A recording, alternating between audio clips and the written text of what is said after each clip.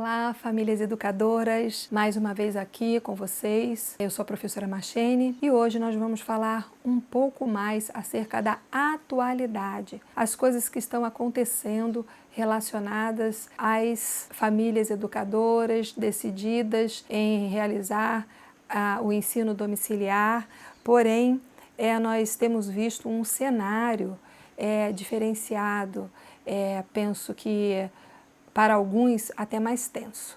E é nesse tema que nós vamos discorrer hoje e eu peço toda a atenção de vocês, entendendo que esse seja um assunto do seu maior interesse. Então, queridos, nos têm sido perguntados muitas vezes sobre escolas à distância, escolas que se aplicariam a promover o homeschooling à distância. Queridos, eu gostaria, não para desanimá-los, caso alguns dos nossos espectadores já tenham tomado essa atitude em matricular seus filhos em algum curso à distância, eu digo naquela faixa etária entre os 4 e os 14, 15 anos de idade, ou seja, aqueles que estão ainda sendo atendidos na fase, como o sistema denomina, educação infantil, ensino fundamental, anos iniciais, ensino fundamental, anos finais. Eu passo para alertar as famílias de que não há essa autorização. Os órgãos públicos competentes, né, ou seja, que tomaram para si essa competência, eles não regulamentaram de forma tal que possa haver. Houveram alguns equívocos em função dos 2 anos de pandemia, quando as crianças estavam sob ensino remoto, ou seja, recebendo as tarefas escolares em casa e as mães tiveram que assumir, então, a condução da realização das atividades, atendimento à instrução curricular dentro dos seus lares. Foi uma situação recorrente em praticamente o mundo inteiro, porém isso não caracterizava educação domiciliar ou homeschooling. Portanto, queridos, nós continuamos nesta tarefa de orientar, apoiar as famílias educadoras, promover a confecção, elaboração de materiais, de livros. Vocês vão poder ver aí no link o direcionamento para vocês terem acesso aos nossos materiais. Nós estamos constantemente oferecendo a vocês o que de melhor o Senhor nos tem dado para que as famílias educadoras de orientação cristã possam estar dando atendimento domiciliar a seus filhos. Agora, o que tem que ficar claro é que nós temos que ser honestos. Eu até entendo que no caso de haver ignorância, de haver falta de conhecimento, alguns bem-intencionados, grupos ou equipes bem-intencionadas estão a oferecer educação domiciliar à distância. É até uma incoerência, porque o próprio nome já diz que a educação é domiciliar, então não pode ser à distância. Outros querem oferecer educação infantil, ensino fundamental 1 e 2, né, ou anos iniciais e anos finais também à distância. Isso não tem validação. Eu posso falar por experiência própria. Eu fui proprietária de escola e lidei com isso durante 20 anos recorrentemente e ainda lido com isso porque eu ajudo a algumas comunidades onde já se aglomeraram pessoas com famílias, com muitas crianças em idade escolar, mas que fazem educação domiciliar. Elas entendem por bem criar uma pequena escola. Então, eu tenho ajudado também essas famílias a realizarem esses projetos. Então, eu digo e repito que eu sei do que eu estou falando. Eu conheço, eu atuo nesta área. Então, eu só quero alertar porque nós temos visto, conforme eu disse, eu não posso dizer que há má intenção da parte desses grupos que estão oferecendo esse tipo de serviço e fazendo cobranças, mensalidades, normal, como se fosse uma escola privada, só que com a característica de ser à distância. Nós precisamos aprender a separar as coisas.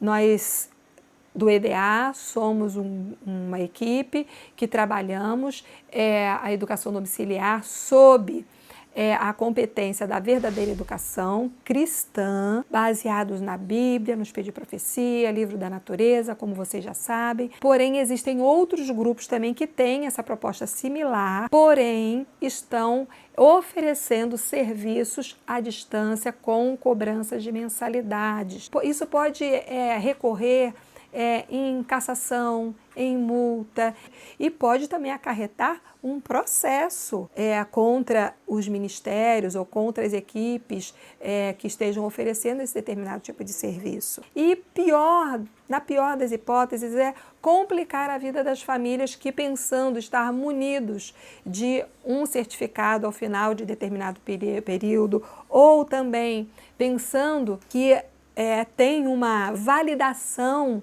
legal concomitante a alguma matrícula, isso pode vir a acarretar grandes transtornos para as famílias, porque então vai ficar descaracterizado. Imagine que uma família, ela entenda que não, daqui para frente nós queremos matricular o nosso filho numa determinada escola e pensem que este documento, este certificado ou esta ficha de matrícula, ou seja lá o que for, que seja entregue na mão dessa família, seja levado até a secretaria de uma escola com a pretensão de, então, dar continuidade à matrícula dessa criança em determinada etapa dos estudos. Vai chegar nesse local e vai dizer, olha, esse documento não tem valor. E isso vai acarretar um constrangimento muito grande. E também há mais um detalhe. Caso essa família venha a ser chamada judicialmente pelo Ministério Público, virem a ser chamados para depor acerca da atividade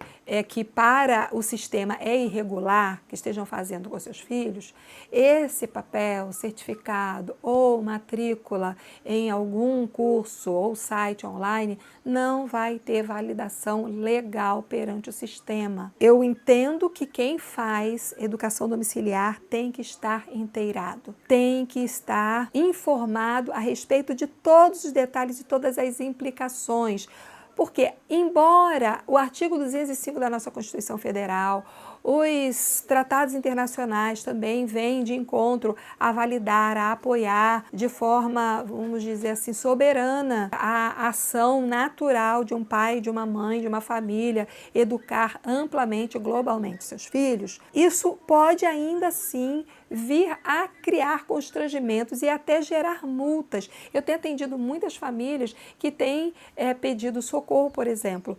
Eu posso atender famílias produzindo laudos psicopedagógicos para que sejam apresentados junto ao Ministério Público para confirmação, porque eu, como psicopedagoga, posso montar um documento desse. Eu posso, então, avaliar, posso montar um laudo técnico psicopedagógico, onde estará ali confirmando e registrado conclusivamente através de um parecer técnico validando aquela educação que é feita no lar para que determinada confirmação, que não está havendo abandono intelectual. Então, neste caso, as famílias são respaldadas por um laudo técnico psicopedagógico. Tem que ser feito por um profissional que creia, que apoie a educação domiciliar. Nesse caso, eu faço esse serviço. Então, eles podem ser preventivos ou eles podem ser também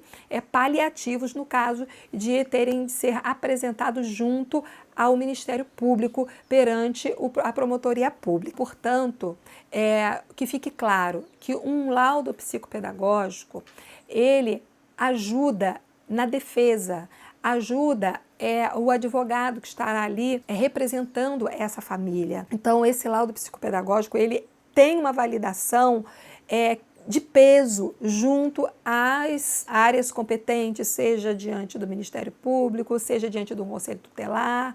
Claro, vai amenizar em muito o parecer daqueles profissionais que estão ali também tentando resolver esses casos. Tudo aqui no Brasil é muito amplo, porque nós temos um país gigantesco, as comarcas, elas são diversas, são centenas e centenas, pessoas que até estão ali com boa intenção para resolver a questão da defesa da criança, para fazer valer o Estatuto da Criança e do Adolescente, para fazer valer, né, as leis da LDB, mas eles ficam perdidos porque não são profissionais da área de educação. Então eles não conhecem a legislação profundamente, de forma ampla, para que eles possam discernir caso a caso. Então, neste momento, esse laudo psicopedagógico, ele ajuda em muito as famílias. Então, melhor procurar alguém que produza esse laudo psicopedagógico para atenuar o julgamento do seu caso, quando você tiver e caso tenha que comparecer perante o Ministério Público, mais validação terá um laudo psicopedagógico do que um certificado de um curso à distância para crianças de 4 a 14 anos de idade. O ensino médio, sim, o ensino médio já tem validação à distância. Se a pessoa estiver acima dos 18 anos, matricular num curso online para ter um desenvolvimento do aprendizado e receber um certificado, é válido sim. Aí vai ser como fosse supletivo. Então, eu quero que vocês estejam instruídos, bem instrumentalizados, para que a sua criança ela venha a ter um amparo após um determinado período diante do sistema para certificar o ensino fundamental. Aos 15 anos de idade, você pode fazer a inscrição do seu filho e fazer a prova do ENSEJA. O ENSEJA, ele dá-se um certificado oficial que vem do governo federal. Isso é algo que está dentro da LDB, é um recurso, né, que está dentro da LDB e que vocês podem lançar mão. E quando quiser validar o ensino médio, aos 18 anos também faça a inscrição no ENSEJA. Outra questão também a ser abordada aqui entre nós, queridos, é sobre se já está regulamentado ou não. Eu sei que as famílias educadoras que estão bem engajadas, participam de grupos, elas estão bem informadas, mas há algumas que estão começando agora, estão iniciando, estão pensando em fazer, mas algumas também que me procuram quase que diariamente. Eu tenho contato com famílias do Brasil inteiro e até de outros países, mas aqui no Brasil é que se dá essa problemática muito severa em as crianças estarem sendo educadas globalmente em seus lares. Então, queridos, eu gostaria de, daqui para frente, abordar com vocês sobre o PL, o projeto de lei, cujo texto foi aprovado pela Câmara dos Deputados em 2022, no começo do segundo semestre. Ocorre que, ao ser aprovado o texto, ele passou a uma comissão de educação do Senado e esse texto ainda está em análise, em discussão. Então, ainda não houve a sanção da regulamentação da educação domiciliar no Brasil. Então, é necessário que isso fique bastante esclarecido. Nós acabamos procurando na internet, temos bem pouca informação a respeito disso. Mesmo a ANED, que é tão competente, demora um pouquinho. Por quê? Porque quando a ANED ela dispara uma notícia, ela quer dar uma notícia 100% crível. Então, não tem como eles estarem disparando qualquer tipo de notícia aí. Então, enquanto a ANED ela não promove essa informação, nós temos que ficar com a última informação que foi dada, certo? Então, se nós formos procurar no site do Senado, também está parado. O processo, né, de análise está parado, stand-by. Pronto, nós tivemos aí uma eleição presidencial, nós já estamos com um novo governo em exercício e nós sabemos muito bem que a filosofia, a metodologia, os objetivos de planejamento desse governo são distintos em relação ao anterior. Ou seja, eu sei que o governo anterior, me parece, tentou fazer o que foi possível para que tudo fosse aprovado antes, mas infelizmente, talvez por pensar que iria obter o segundo mandato, então aquela coisa ficou, né, mais estendida, a situação ficou mais estendida e as famílias educadoras agora estão nessa expectativa, nessa pendência. Nesse interim, houveram muitas iniciativas e pessoas com informações picadas, fragmentadas, tomaram determinadas iniciativas que não são possíveis ainda de serem aceitas, certo? Em relação ao projeto, que eu vou fazer uma leitura corrida aqui e vou destacar 3 pontos para que vocês possam fazer a sua própria interpretação a respeito da proposta que estão oferecendo aqui, eu diria assim, até a revelia do conhecimento público, porque você faz uma proposta, pode ser que quem acompanhe mais os discursos ou acompanhou mais os discursos dos candidatos possam ter ouvido isso e possam até ter achado que era interessante, mas existem coisas que nós devemos perceber nas entrelinhas. Quando se faz educação domiciliar, você tem um objetivo muito claro, que é de aumentar a capacidade da sua criança ter uma educação de excelência, certo? Nós, por exemplo, que promovemos a verdadeira educação cristã, nós queremos educar crianças para o céu. Então, o nosso padrão, a nossa norma, ela é elevadíssima em relação à educação de uma criança, de um jovem, de um adolescente. Muitos me perguntam sobre se os nossos materiais são compatíveis com a BNCC. Então, Base Nacional Curricular Comum. Então, eu destaco aqui, se é comum, é genérico. Se é comum, você passa a régua e trabalha, igual para todos. Não é esse o caso. A educação cristã, ela tem que promover um nível acima, superior. Então, os nossos materiais, eu digo, não, eles não acompanham a BNCC, mas sim acompanham o currículo oferecido pelo céu, porque a verdadeira educação, ela começa aqui na Terra e ela não tem fim, não tem diploma. Nós continuaremos exercitando essa educação eternamente. É claro que o nosso currículo, ele abrange o aprofundamento do idioma, a língua portuguesa, a matemática prática, a matemática que pode ser vista, usada e aplicada no dia a dia, as ciências, a filosofia, todos os aprofundamentos que direcionam para a parte prática. Esse é o objetivo do currículo da verdadeira educação, certo? Agora, o planejamento, o projeto para a educação deste novo governo. Então, isso é para que seja promulgado e aplicado pelo,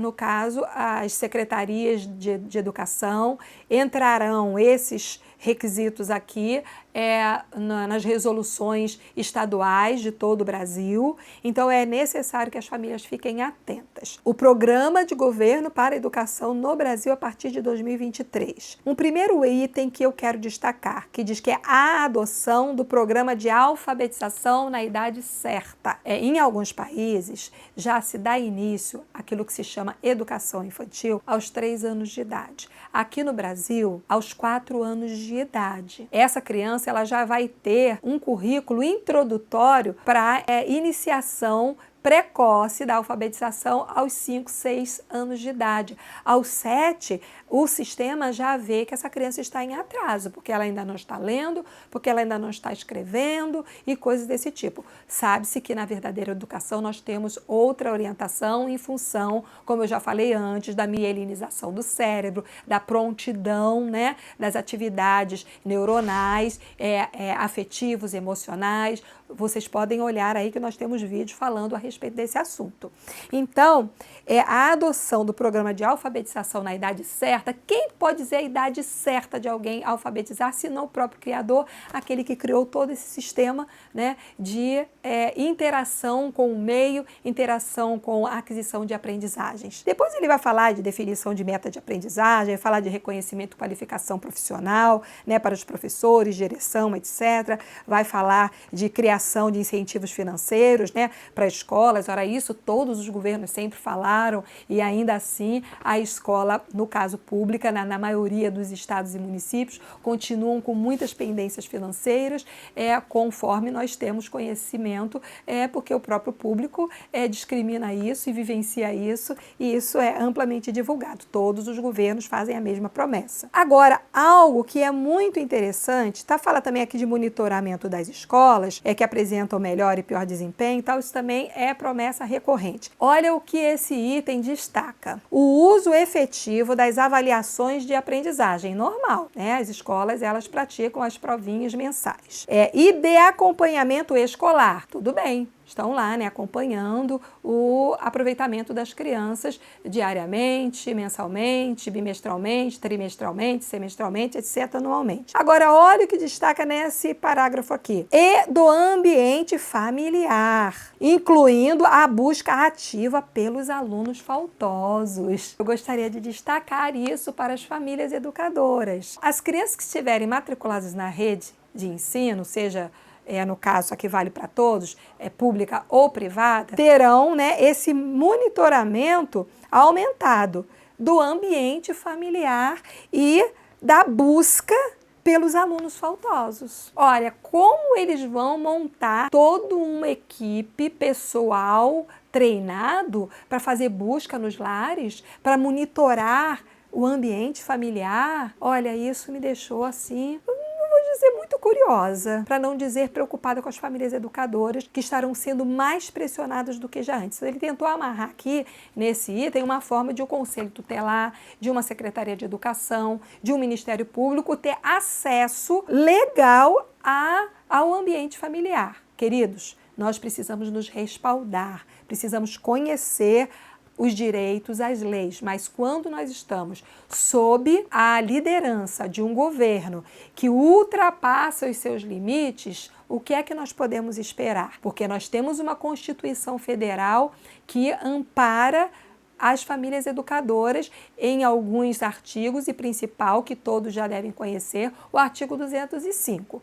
Agora, o que é que pode acontecer se houver, né, já viram aquelas emendas quando riscam a Constituição Federal e completam com alguma coisa que seja da inclinação ou da vontade do governo vigente? Então, queridos, vocês que são cristãos, vocês que estão aos pés de Salvador, orem a Deus para que esse item aqui ele não venha a ser registrado mediante a anular a Constituição Federal ou alterar algum artigo, certo? E aí, esse texto, ele discorre, né, falando de desenvolvimento e competências socioemocionais, que eu acho muito interessante, né, essa questão aí de socioemocional dentro da escola, porque parece que há uma alteração, uma inversão de papéis e de valores, ou seja, principalmente quando a professora é chamada de tia e cria-se um vínculo afetivo meio que adulterado, familiar com professores. No próximo item ele vai dizer aqui: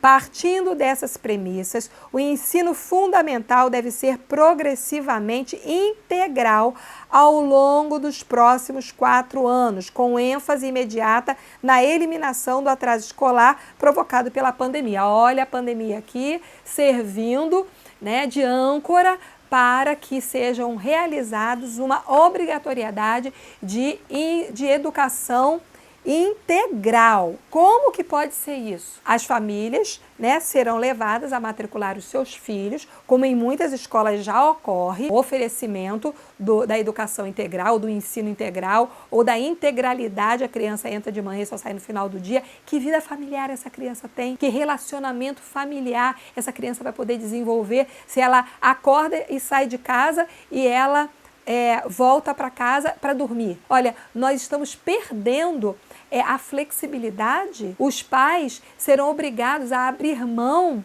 de terem os seus filhos por um tempo suficiente, onde todos os vínculos e características familiares venham ser aprofundados, firmados, enraizados. Queridos, precisamos meditar e reagir acerca desse tipo de proposta. Haja vista que nós já encerramos a fase aí de escolha de um governante que esteja na posição de assinar e de promover esse tipo de proposta, certo? Mas eu quis destacar esses 3 pontos porque eu creio que isso é, de certa forma, feito propositalmente para atingir as famílias educadoras. Então, em face disso, eu queria também dizer para as famílias educadoras que ainda não buscaram, ainda não tiveram acesso a essa cartilha que foi escrita e foi divulgada pelo governo federal, está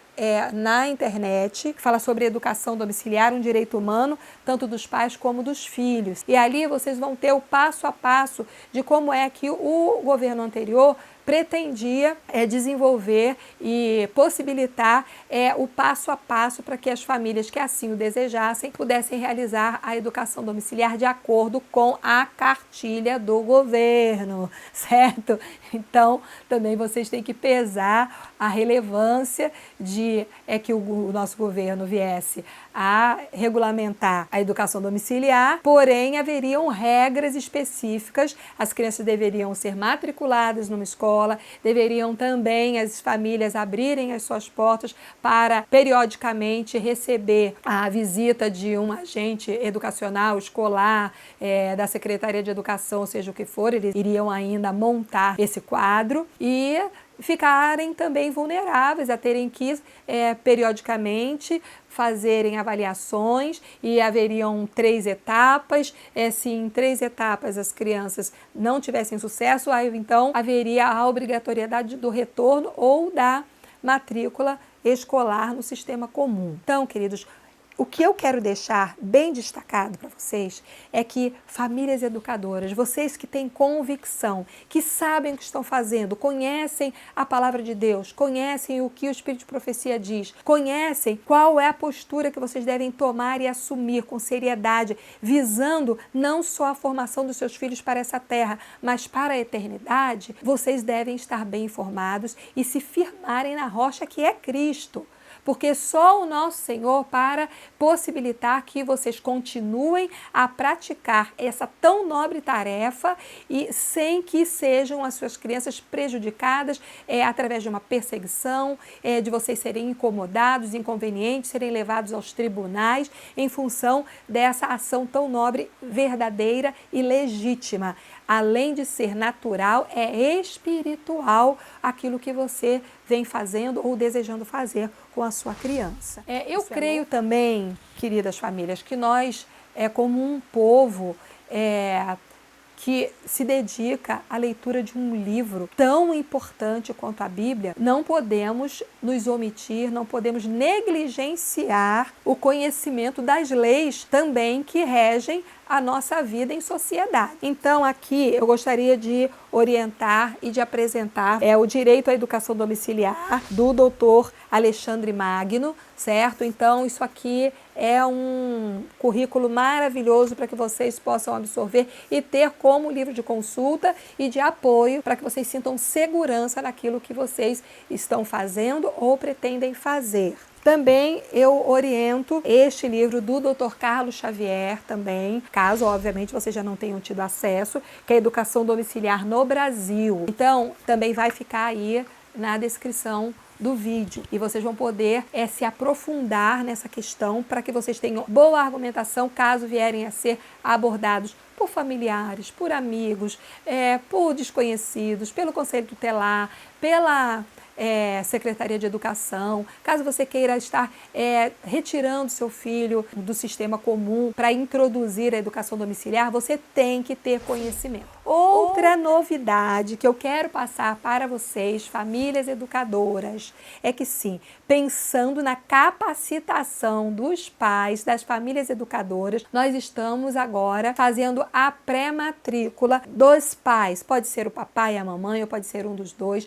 que venham a participar do nosso curso de capacitação para os pais educadores. Então, vocês vão ter um currículo, uma planilha onde vocês vão poder montar todo o arcabouço, o projeto da educação dos seus filhos, vão poder conhecer também os direitos, vão poder desenvolver argumentação em relação àquilo que vocês fazem, para que vocês possam fazer a educação domiciliar com segurança. E também vamos desenvolver, através do estudo da pena inspirada, do espírito de profecia, tudo quanto o Senhor nos tem dado, a partir da sua palavra, da sua mensagem, da sua carta de amor para todas as famílias da terra, como da forma, o ritmo que vocês devem desenvolver e conhecer também que a educação domiciliar ela é maravilhosa. Por quê? Porque ela é personalizada, porque ela não precisa imitar o currículo alheio e tampouco necessita de um currículo genérico. Vocês vão poder montar um plano de curso legítimo, personalizado para a sua família e para as suas crianças. E assim, formando cidadãos para atuar neste mundo, em sociedade, para atuar ministerialmente, promover a breve volta do nosso Salvador, santificação e conhecimento, que é o mais importante, é que nós cristãos que buscamos aos pés do Salvador, podemos conhecer e desenvolver a verdadeira ciência, conhecendo através do livro da natureza, através dos fenômenos, também desenvolver amplamente o raciocínio da causa para o efeito, desenvolver consciência própria. Então, nesse curso, nós vamos poder discorrer detalhadamente sobre todos esses temas e vocês, famílias educadoras, estarão preparadas para realizar a melhor educação que vocês poderiam oferecer aos seus filhos. Então vamos ficando por aqui, que Deus os abençoe muito, muito, que nós possamos estar sempre de mãos dadas, que vocês possam continuar orando pelo nosso ministério, também lançando mão dos nossos materiais, dos nossos livros, haja vista que nós já temos a coleção completa da coleção Família Educadora, são 4 volumes para cada fase e nós ainda promovemos aqui a tutoria e vocês vão encontrar no nosso site o oferecimento dos nossos serviços. Então, vocês poderão sempre estar contando com a equipe EDA. Então, fiquem com Deus, que o Senhor Deus abençoe e os guarde, que o Senhor possa lhes dar sabedoria, ânimo e crer que o Senhor estará conosco, porque essa guerra não é nossa. Está lá em Êxodo 14:14. O Senhor Deus, Ele promete que Ele mesmo lutaria essa guerra por nós. Então, firmados na fé, para a honra e glória do nosso Senhor e Salvador Jesus Cristo, ficamos por aqui e até a próxima.